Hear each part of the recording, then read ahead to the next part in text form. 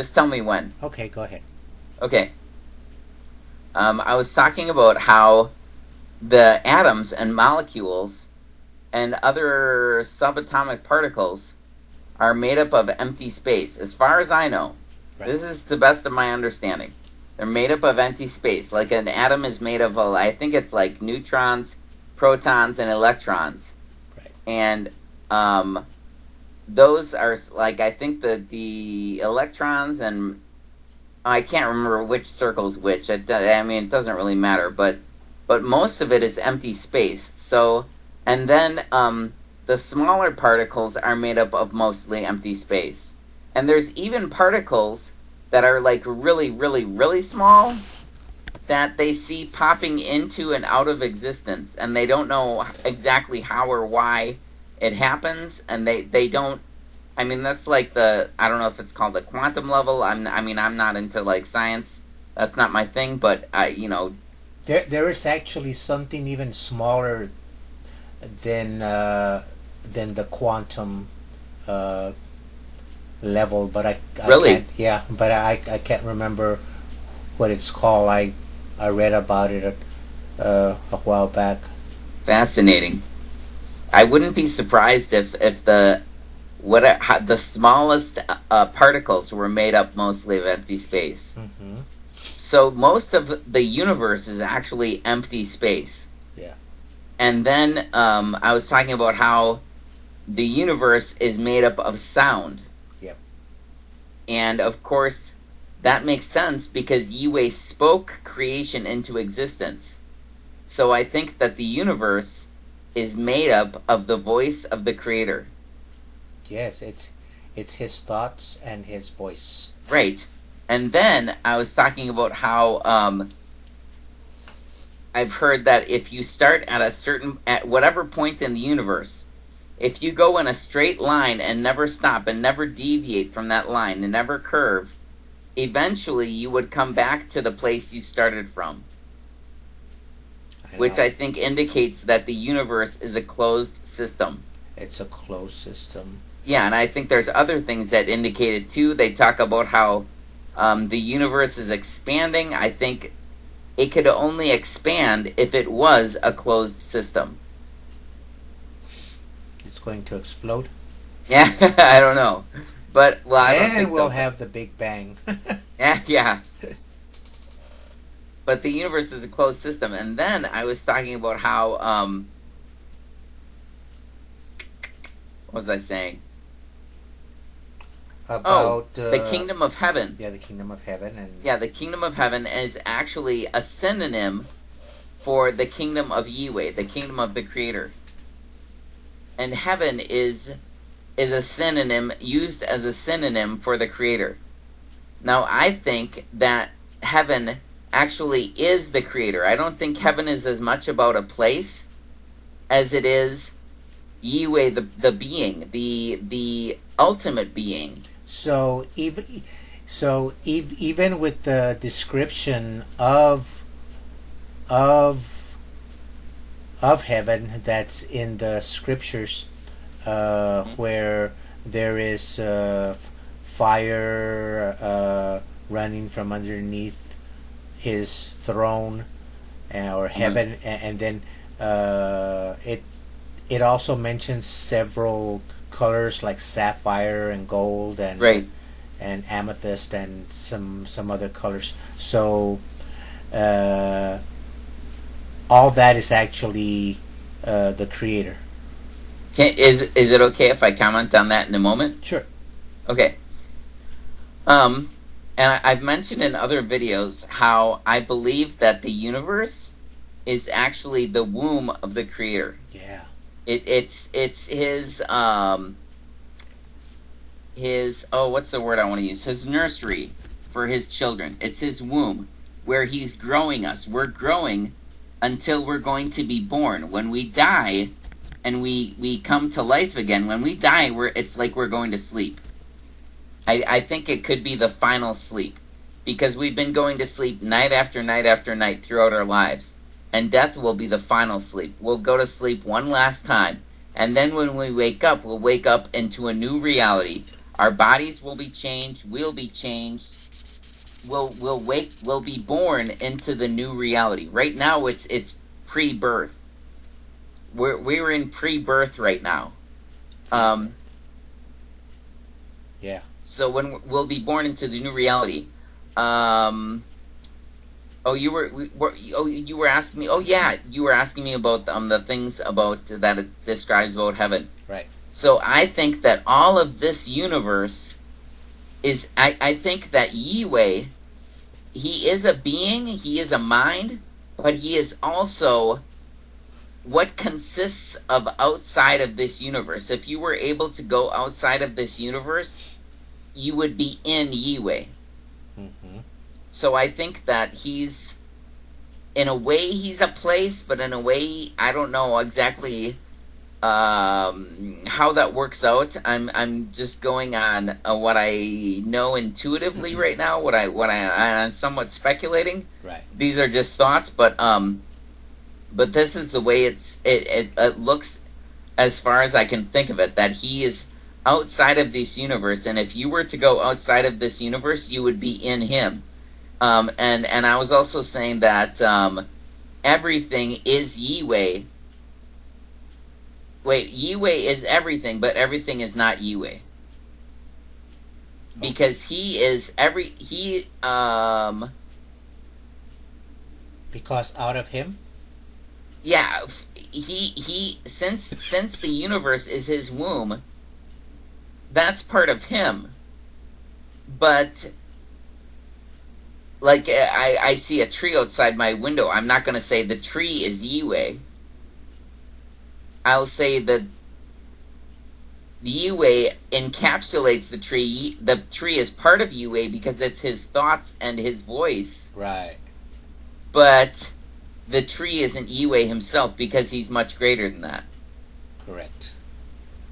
And I think it's the same kind of thing with the descriptions of heaven. I think that those are his thoughts. I think that we are his thoughts, his words and his thoughts. So, like, I feel myself and I feel solid, but I don't think solid is the same way as I used to understand it. I think that solid is actually just the thoughts and the words of Yihweh. Oh my And I think gosh. it's the same kind of thing with the descriptions of heaven in Scripture. Oh my I gosh. think that those are the thoughts That's so and profound. the voice of Yihweh. Pardon? So profound. Yeah, I know. It's mind-blowing to me. Say that again about being sound. Well, I think that like... Everything that is solid is actually not solid, but it's a sound. It's sound. It's solid to us, but in reality, it's Yihweh's voice and his thoughts. Wow. And that's all that everything is. Yeah. It's the Creator's voice and his thoughts. And I think it's the same thing with heaven. I mean, even if like, I think it talks about people like Shaul, Paul, it talks about him going to the third heaven, which I think is where Yihweh is. I think he could have physically gone there, but even if he did, even if he went physically there, like we're physically here, I think it would be the same thing as what I'm talking about. The only place that he would be is in Yihweh's thoughts and his voice. Okay. I think that's all the reality that exists, actually. Yes, yes. Is the voice of Yihweh and the thoughts of Yihweh. Right. And that's all that anything is. So even if he went to heaven, he would be in the thoughts of Yihweh. And he would be in Yihweh just like we're in Yihweh now, even though it would be a different type of being in Yihweh, because if he's not in this universe, then he's in Yihweh in a whole different way, it seems like to me. Yeah, right. But the reality would be that he would still be in Yihweh. And like Yohanan or John in Revelation, that he sees Revelation. I don't know if he went to a different place as he was seeing this or what. But if he did, it would be the same thing. And everything that he was seeing would be the thoughts of Yihweh. Well, yeah. And especially when John was seeing the future. Right. Yeah, if he's seeing the future, all he's seeing is the thoughts of Yihweh. But it could be real for him to experience it in the future, because Yue has, like, all of our reality right now is the thoughts of Yue. Yeah. So what I'm seeing and experiencing is the thoughts of Yue. And Yue has not decided for me to experience the future right now. Right. He's decided for me to experience the present right now. His present thought, the thoughts he has of my present, is what he's decided for me to experience right now. But if he were to decide for me to experience the future, but still come back to this present as the rest of my life, then that's what I would experience. Right. But all of it would be the thoughts of Yue. Correct. Yes. So it would be as real as he decided to make it. So Right. there wouldn't be an unreality to it, I don't think, unless he decided to make it that way. But it seems like he would decide to make it real, and just, if he were to have me experience the future, like he had Yohanan or John experience the future, it would be real for me for the amount of time that he had for me to experience it, and then he would put me back in this life, I would imagine, Yeah, right. So basically, Yue is the only reality there is, and the universe is a womb. The universe is like a nursery where he's growing his children and maturing his children until the point where they have a final sleep, until they wake up into the new life, the real life. And then even that's just still going to be the Creator's thoughts and sound. I imagine so, but I don't know for sure. But I would imagine so. I don't understand how anything could be possibly different than that. Right. Although I think that since the Creator, people say God, and they say, people talk about becoming God or becoming a God.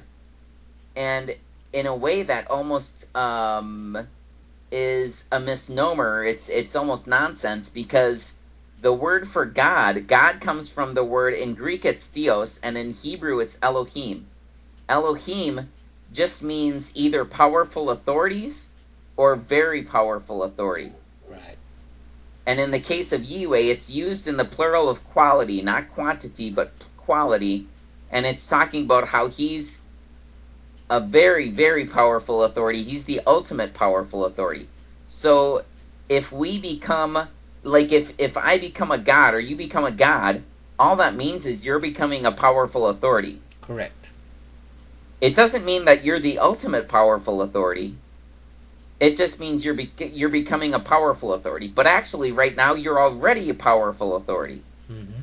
And Yue talks about how he calls rulers of Israel, he calls them Elohiym, powerful authorities. But in English, he calls them gods. Well, it doesn't mean he's calling them deity like he's deity. Right. It just means he's calling them powerful authorities. He's made of, like, we have authority over the animals and over the trees and the earth, the ground and stuff what like about that. the animals and the insects? They have authorities and subjects within themselves. Well, yeah. Well, actually, yeah. The animals seem to have. It seems like to me, like, earlier when I took my dog out to go potty, he peed on a tree. He has authority over that tree. Yes. The tree can't stop him from peeing on it. Yeah, right. You know what I mean? So he has authority over that tree. Now, of course, he's on a leash, so I have authority over him, and I'm letting him pee on the tree, so I have authority over the tree and the dog. Oh, wow. But he has authority over the tree. He can pee on the tree, Right. So that seems to me to be an authority. So he's got his own, the animals seem to have their own authority. Yep. And then of course you could say, well, what authority does a tree have? And you can go into how nature works and how, we're interdependent. Like, I need to eat food, and food for me consists of plants and animals. So I'm dependent on them. And then, of course, I'm dependent on the oxygen that the plants produce. Yep. And there's all the interworking in nature, but I still have authority over these things. Now, of course, other people have authority over me in this life right now because YHWH put them in that position. Yeah. But they're actually, YHWH serves us, and the people that are in authority over me serve me, and I serve other people. So everybody is being a servant in one way or another, even the Creator himself. Yes. So everybody's serving. So just because somebody's in authority doesn't mean they're not serving. Everybody's serving. Yeah, that's true. That's just fascinating. Yeah. But yeah, so we're in the Creator. We're in the Creator. So I don't know if when we go into the next life, I don't know how that's going to work. I really don't. I don't know if he's going to... It says that we're going to be like him, I think, unless it's talking about we're going to be like Yeshua. I haven't read that for a while, so I can't remember for sure. We'll be like-minded.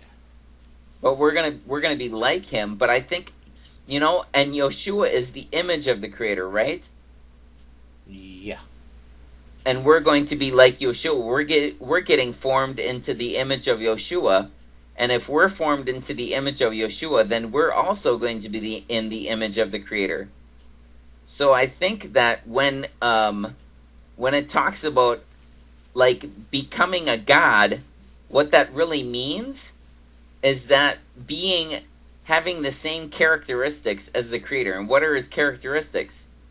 His Torah, his instructions, his characteristics of don't murder, don't steal, don't lie, don't violate your covenant with your mate, which is adultery. So all of these things, but he'll always be ultimate. But the Torah only applies in this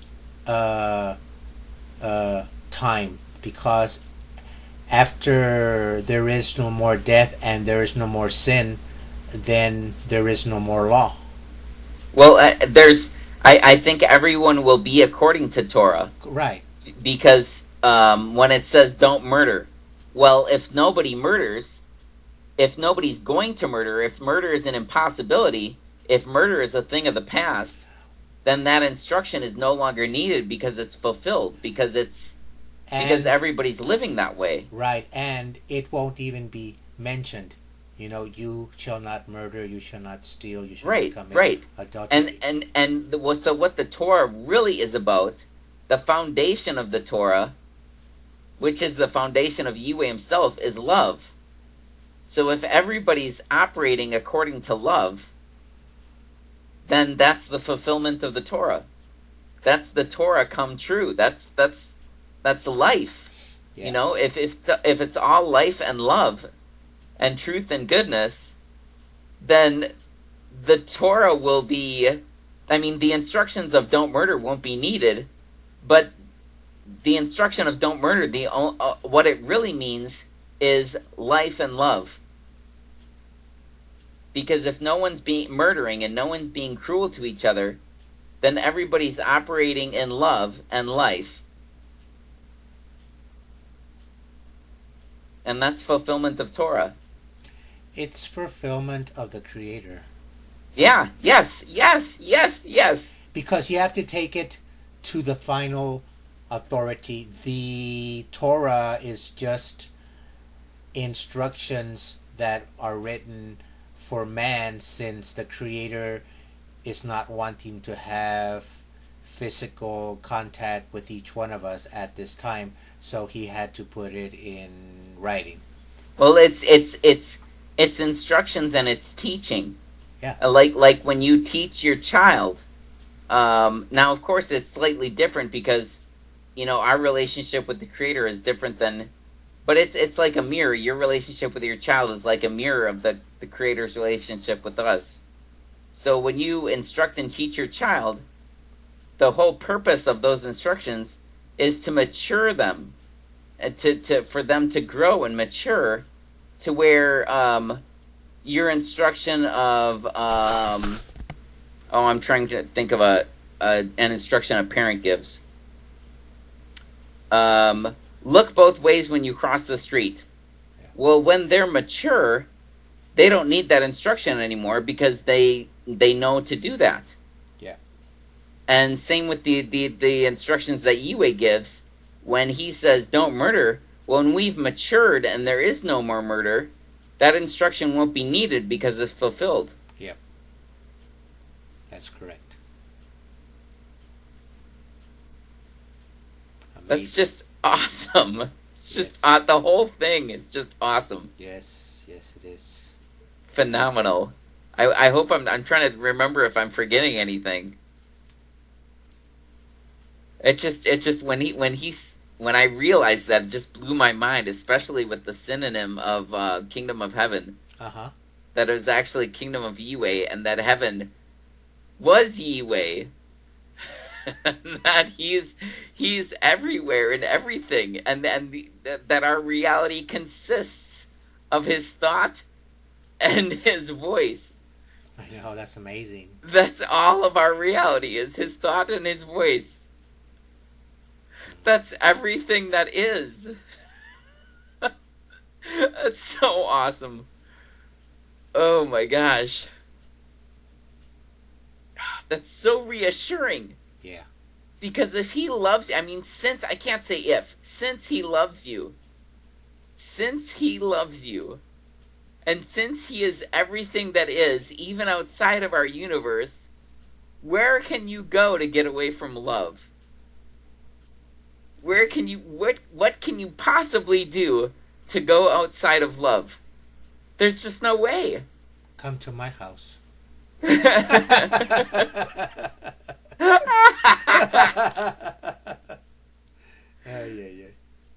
But there's just, even your house, everything, there's no way to get around it. Yeah, right. It's everywhere. Now, of course, we have the contrast so that we experience what is contrary to love. But even then, that's encapsulated in love. That only exists in love, that contrast. Yeah, right. So this growing period of contrast only exists in love. Love reigns supreme, absolutely supreme. Yeah, it does. It does. Oh my gosh. I wonder if I could end this recording on that. Sure. Okay.